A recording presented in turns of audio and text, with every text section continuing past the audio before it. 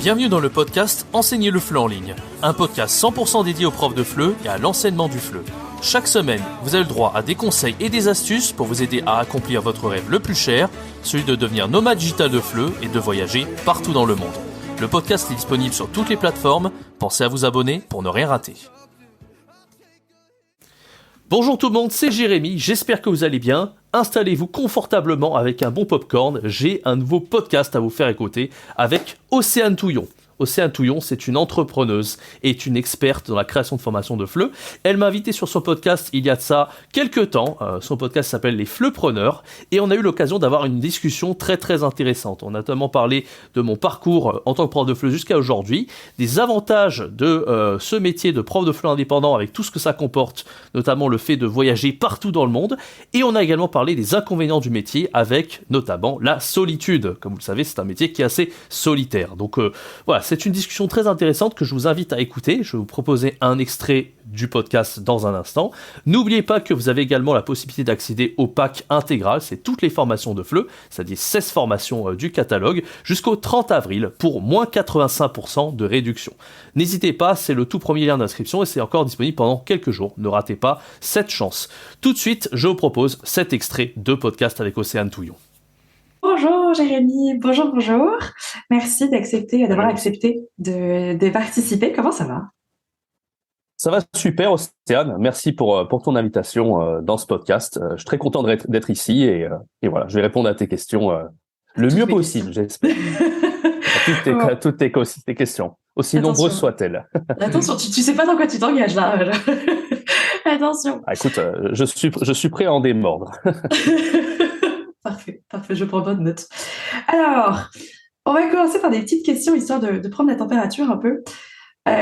Si tu devais choisir entre formation en ligne et formation en présentiel, tu prendrais quoi?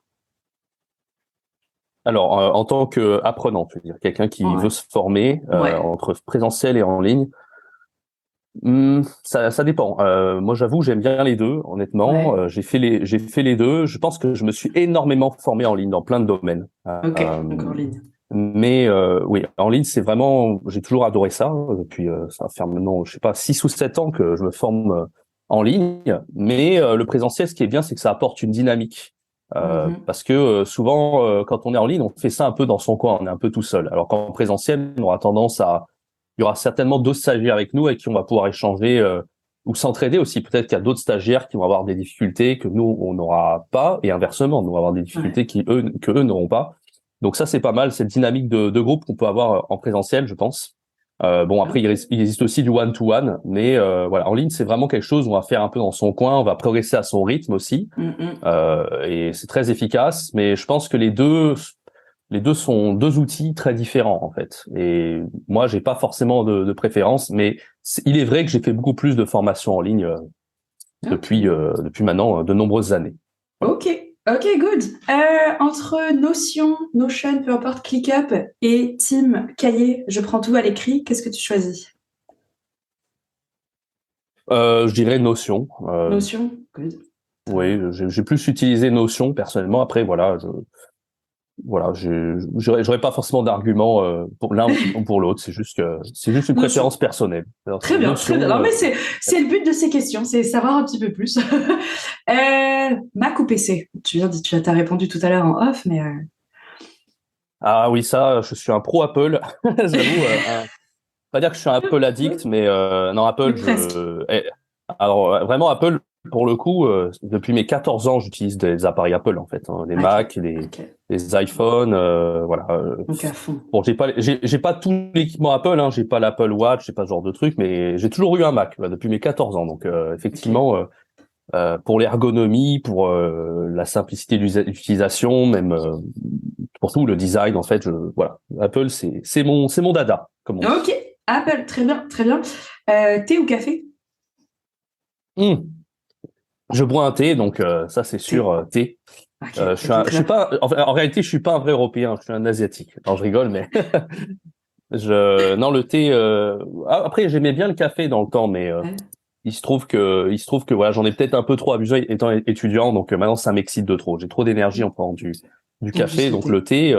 Le thé, je l'infuse, 5 secondes et puis il est bon, quoi. Ça me suffit. Ok, t'es la première personne qui vient dans ce podcast qui est team thé, donc pas mal. Bah ouais. Non, je suis très heureuse, très heureuse. Comment s'appellerait ton émission de télé-réalité si tu devais en avoir une? Waouh. Ouais, Une grosse émission question. de télé-réalité. Alors déjà, il faudrait que je sache si c'est plutôt de la télé-réalité en mode koh ou Secret Story. Ah, bah tu Mais choisis ce que tu veux, c'est la tienne, tu fais ce que tu veux. déjà, télé-réalité, peut-être celle que j'ai préférée de tout ce que je regardais quand j'étais gosse, c'est peut-être koh effectivement. J'ai plus Ouais, les trucs Koh-Lanta, un peu c'est cool. sportifs, etc. Ouais, les trucs sportifs, c'est plus mon truc que les gossips et tout, c'est pas trop mon style. Donc, ouais, peut-être, je sais pas, un truc comme, comment je pourrais l'appeler? Déjà, je pense pas qu'il y aura un nom français, un nom anglais peut-être. Survivor. Un peu comme Survivor, Ouais, un ça peu comme existe, Survivor déjà, je Survivor, crois. mais Et version, Survivor, c'est koh version à complète. l'américaine, ouais. Ouais, c'est ça. Euh, who will be the last survivor? Un truc comme ça, je Ah, sais pas. ok, pas mal. Who will be the C'est last un survivor? mix, Je l'aime. c'est un mix entre who is gonna be the millionaire et Survivor, en fait. C'est un mix des deux. Est-ce que si tu survis, tu gagnes 1 million à la fin? Oui. Hmm. Non, c'est pas. Tu vois, tu gagnes 1 million si tu survis, ouais. Eh ben, probablement, c'est un peu Ok, l'objectif, ok, je ok, pense. ok, nice, pas mal. Ok, merci pour ces petites réponses. On va passer sur des questions un peu plus formation quand même.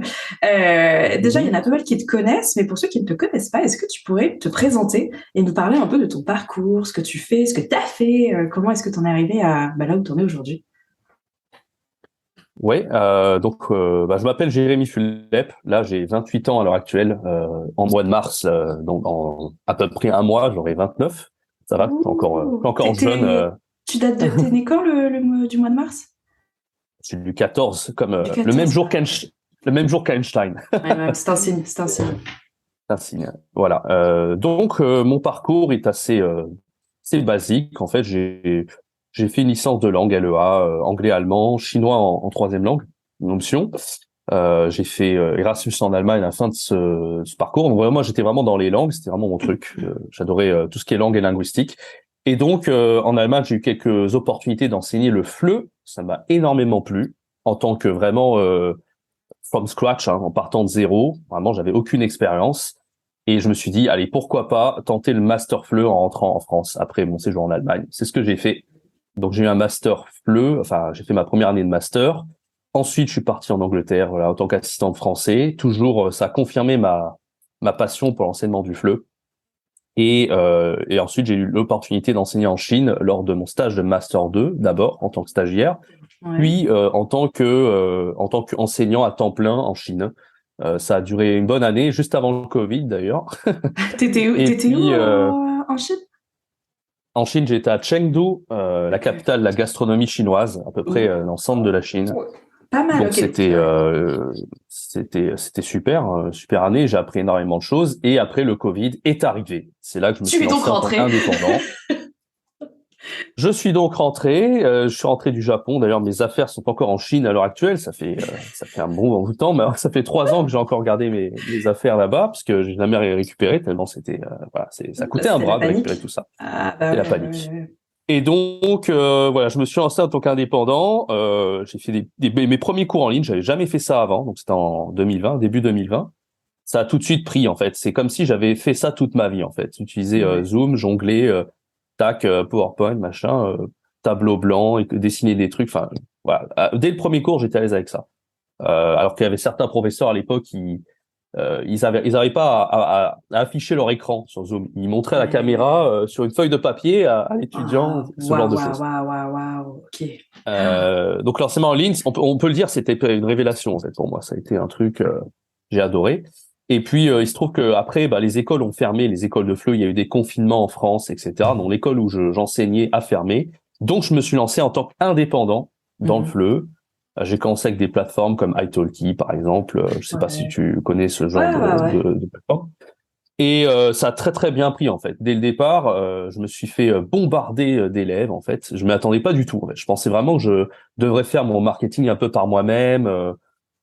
Voilà, je pensais pas que j'allais avoir des dizaines et des dizaines d'étudiants dès le premier jour en fait. Mais c'est ce qui est arrivé. Du coup, j'ai dû augmenter mon prix très rapidement parce que bien sûr, quand tu as trop de demandes, Bah oui. voilà, l'offre, Bah ouais. voilà, c'est la loi de l'offre et la demande. Hein, il faut voilà. Et entre-temps, je me rappelle, je mettais beaucoup de commentaires sur Facebook, tu sais, des commentaires d'élèves qui étaient satisfaits de mon cours, par exemple, qui te laissaient une bonne étoile, 5 étoiles, et qui disaient, voilà, c'est bien et tout ça. Puis à un moment donné, quand je mettais ça sur Facebook, il y avait des profs qui venaient voir, des profs de FLE, qui, eux, étaient encore un peu en présentiel, etc., ou même qui enseignaient un peu en ligne. Ils me disaient, mais comment c'est possible? Comment tu entends d'élèves? Comment tu fais, en fait? Tous les jours, on me posait ces questions-là. Donc moi, au début, je répondais individuellement par message privé. Gratuitement.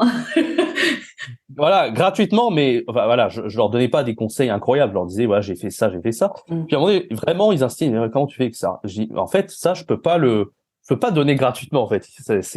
Voilà, ça prendrait trop de temps de leur expliquer.